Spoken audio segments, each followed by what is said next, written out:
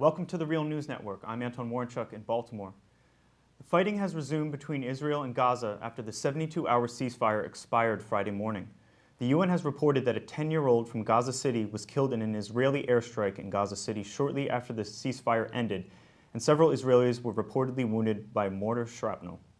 With negotiations in Cairo at a standstill, we're now joined by our two guests. Joining us from Gaza City is Dr. Khamis Elessi. Dr. Elessi is an assistant professor at the Islamic University's College of Medicine in Gaza City. Also joining us from Tel Aviv is our Middle East correspondent, Leah Tarachansky. Thank you both for joining us. Thank you. Thank you. So Leah, let's start with you. The 72-hour ceasefire that expired on Friday was the longest since Operation Protective Edge began. Why was the ceasefire not extended? Well, there's a lot of rumors and a lot of leaked information about why the ceasefire was not extended. The Palestinian side is blaming the Israelis for dragging their feet. The Israeli side is blaming the Palestinians for wanting too much. In the meantime, the Europeans, Germany, France, and England have proposed their own conditions for a stable ceasefire. And so you have here a lot of different sides pushing for the ceasefire to be extended, and a lot of different sides pulling for it to fall apart. What we do know for a fact is that a lot of pressure has been exerted on the Jordanians as the newest members of the UN Security Council to pressure for some kind of resolution to pressure Israel into stopping its war on Gaza. So far, that hasn't worked. Okay, and Dr. Elessi, you're in Gaza City right now. What is your sense of the level of support for Hamas now that the fighting has resumed?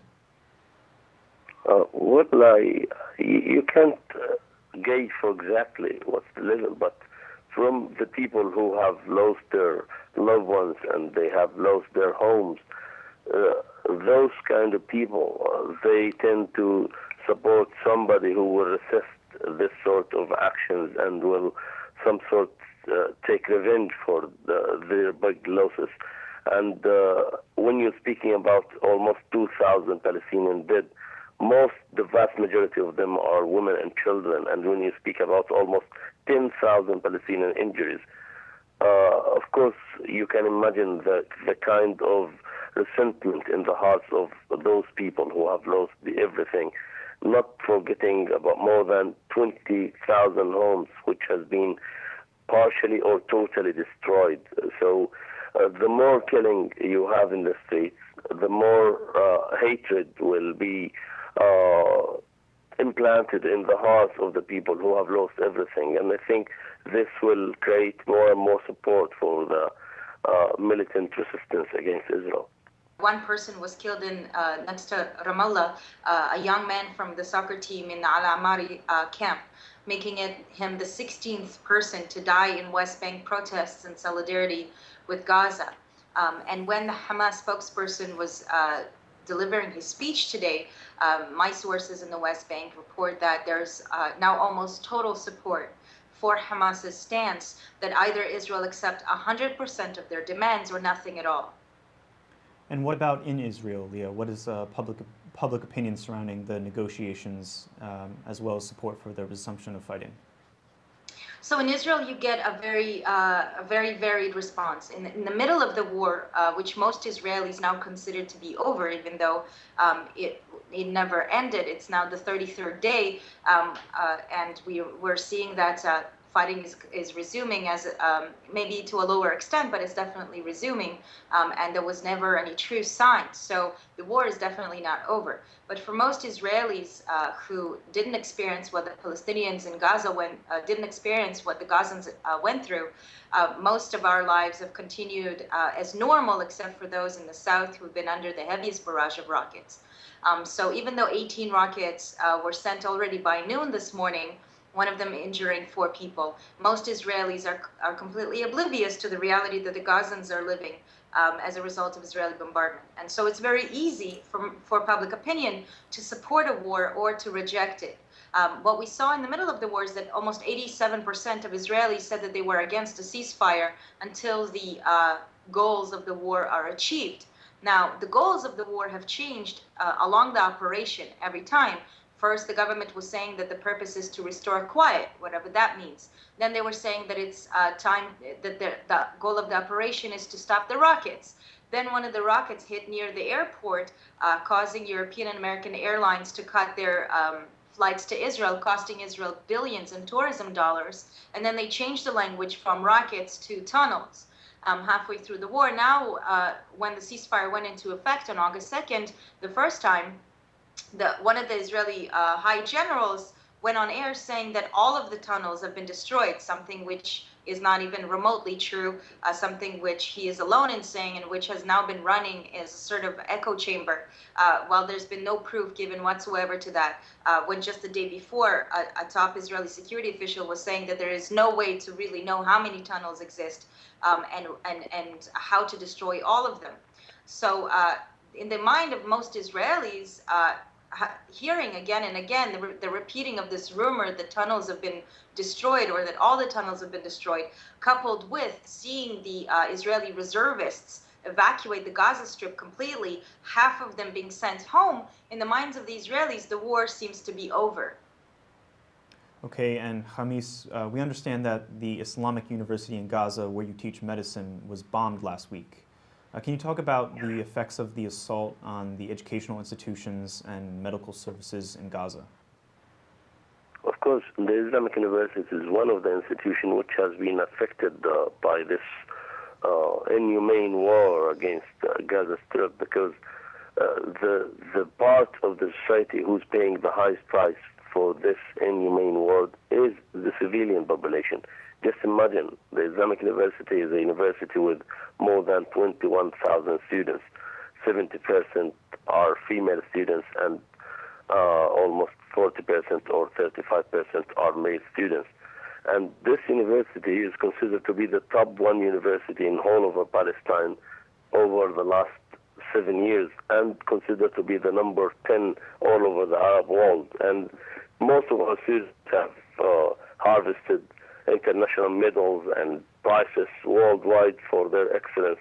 And the university has 58 different programs, from arts to poetry, architecture and engineering and medicine and science and medical technology. So all different courses. Just imagine when now the students will go back to their seats in the university, they will find one of the major buildings has been attacked or demolished. Not only this, but the atmosphere of the education atmosphere should be a conducive atmosphere for students to study and learn and aspire to improve their knowledge, not an atmosphere of attack, and it's just giving them a sense that they are in a military zone. Imagine when a university is being attacked, how much more, because not all universities were attacked, but schools, all of the schools under the flag of the UN were attacked. 7 schools were attacked, and more than 45 Palestinians were killed inside the UN schools in the presence of the UN staff, unfortunately. Not only this, but also the ambulance cars. We have almost 17 paramedics has been killed. 2 doctors were killed. Many hospitals, 9 hospitals have been attacked. 4 clinics have been attacked. 13 schools were demolished. More than 52 mosques were demolished completely, and 130 mosques were demolished partially. So it's a war in everything. It's a war on human and stones, bricks, culture, poetry, history. It's not a war on militia, because the one who's paying the biggest price are the civilian population. And unfortunately, the civilian population, hatred inside their hearts will breed more hatred. And I think the one who's guiding this war and the one who's guiding this war is guiding the whole area into more and more anger and more cycle of violence in the future, because hatred will only breed hatred. And can you imagine when you're living with your family in your flat, or you're living in one apartment, and just to give our American brothers and sisters a sense of view of what Gaza Strip looks like. Gaza is a tiny strip of land located by the Mediterranean, 5 kilometers wide by 40 kilometers long. And because of this tiny area, 2.2 million people are living in this area. And most of the families are extended families, meaning the father living in the first floor, his son living in the second floor, his second son in the third floor, and so on and so forth. So you have buildings, 7-floor buildings, 6-floor buildings with the same family.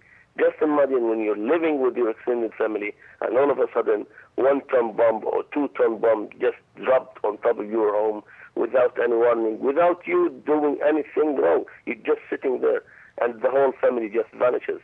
Due to this relentless and inhumane bombing, we have 75 families completely were vanished from the civil registry here, and more than 500 families other were affected. Just today, in addition to the child that you've mentioned in the beginning of your program who was killed this morning, we have 4 people who were killed this afternoon. They are cousins from Abu Haddah family in Khamis.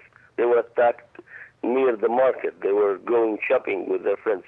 So 6 were injured from the same family and 3 were killed. Another attack in Zaytun area where 22 members of the same family were buried under the rubble, and they're still retrieving the bodies of the injured and the dead people till this moment. So this war is not exempting any part of Gaza Strip to be immune against attack, which make it an inhumane war, a war in civilization, a war in people who are just civilians, merely civilians. When you're speaking about 450 kids under the age of 16 being massacred over 1 month, this is completely a heinous crime against humanity. When you're speaking about more than 260 women being killed, when you speak about elderly above the age of 80, we have more than 90 who were killed. This is unbelievable, and I think President Obama and Prime Minister David Cameron from the UK and all world leaders should act now to stop this crazy war and stop it once and for all. So another thing that gives this war the sense that it's over, at least on the Israeli side, is that the army today started investigations into various incidents that were controversial during the war. This is something Israel does every time after a military operation. And the internal army investigations, as you can assume, have 96% dismissal rate, which means that almost none of the investigations ever lead to an actual investigator going and doing the research. Most of them just get dismissed. In Kasled, the only soldier that ever went to jail for anything committed during the war, and you have to remember there was a widespread violations of the laws of international warfare, both according to the UN and according to Human Rights Watch. Only 1 soldier went to jail for 6 months for stealing a credit card from a Palestinian family. So these investigations are not very promising, and there was, again, of course, violations of the laws of warfare in this war. And another very important thing happened is that the parliament is going to pass in the coming weeks a new law that will redefine Gaza from a hostile territory, which is how Israel defines the Gaza Strip today, and which is why it can hold, but by its own laws, a siege on the Gaza Strip. It's going to now classify it an enemy territory, therefore clearing itself of any violations that were done to the people of Gaza, and basically making any claims for reparations for damage to homes that were hit accidentally invalid. And this law, whenever it's going to pass into effect, this reclassification, in the current version of the proposal, it is going to go into effect retroactively, starting on July 7th, the day before the war started. So basically what we're having here is that Israel launched a full-blown assault on the Gaza Strip, having killed 73% of the people killed are civilians. Of them, 260 are women, 79 are elderly, and more than 430 children. And according to the current laws of warfare in Israel, at least, if you are a civilian that was hit accidentally or your home was destroyed accidentally, you can claim damages. Now Israel is saying, we are clearing ourselves of all responsibility. No one will be able to hold us accountable for anything we did, because we are now calling Gaza an enemy territory, and in effect we're putting the law into effect retroactively. Okay, Leah Tarachansky and Dr. Khamis Elessi, thank you both for joining us. Thank you very much. Thank you. And thank you for joining us on the Real News Network.